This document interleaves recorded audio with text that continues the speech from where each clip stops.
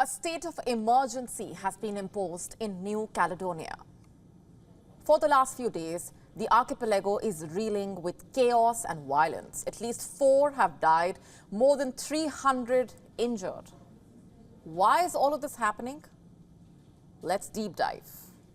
Starting with the basics, New Caledonia is an island territory in the South Pacific. This is where it lies on a map. It is one of the 5 island territories held by France across the Indo-Pacific. The archipelago was annexed by France in 1853. It was used as a penal colony until the turn of the 20th century. New Caledonia is home to some 270,000 people. 41% of them belong to the indigenous tribe Melanesian Kanaks. 24% are of European origin, mostly French. Tensions first began to rise back in the 1970s. A boom in nickel production attracted outsiders. In fact, New Caledonia still remains the world's number 3 nickel producer. With outsiders came conflicts. The Kanaks feared marginalization, so they launched independence movements. However, peace came about in 1998 after the Noumea Accord. The accord outlined a path to gradual autonomy in New Caledonia. How so? By making the voting rights exclusive.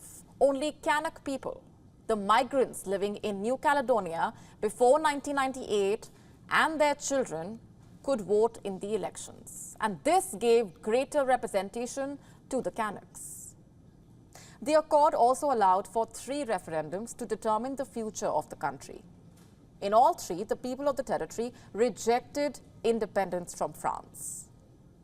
Fast forward to 2024, things have changed. Now, Paris has come to view the arrangement as undemocratic. So the lawmakers have approved a constitutional amendment. It would open the electorate to people who have lived in New Caledonia for at least 10 years. The Kanaks are clearly not happy. The visuals coming out of New Caledonia speak for themselves. Riots began even before the French lawmakers voted on the bill. Gunshots were heard in parts of New Caledonia. The streets were on fire. Burnt cars remained strewn on the roads as plumes of smoke rose up. Protesters damaged properties and looted stores.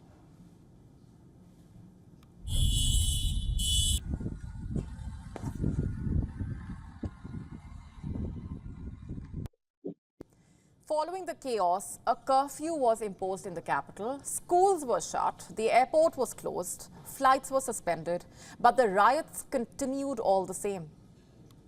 And this is the aftermath. This is how New Caledonia looks today.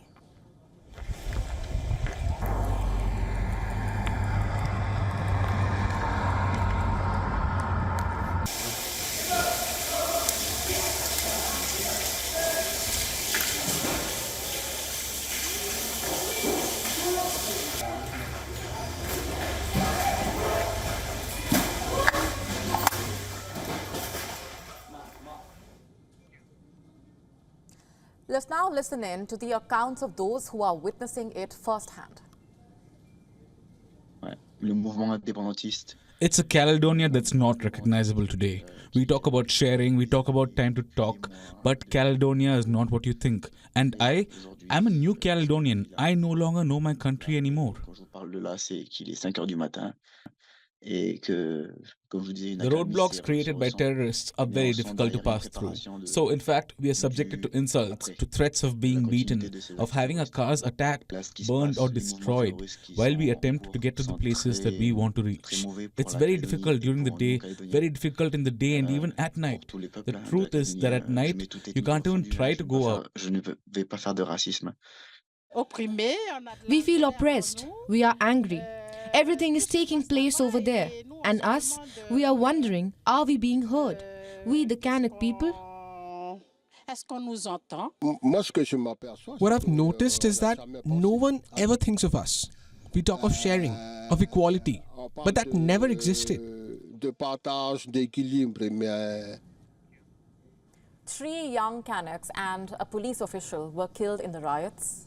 Following that, France declared a state of emergency in New Caledonia. It is going to be in place for the next 12 days at least.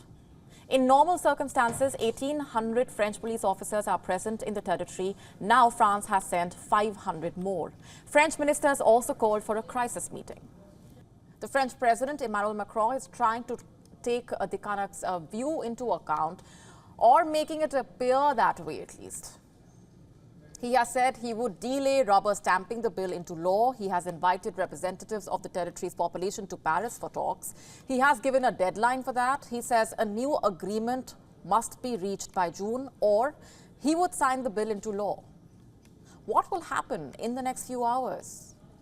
France is hoping to get a hold of the situation and restore calm in the archipelago.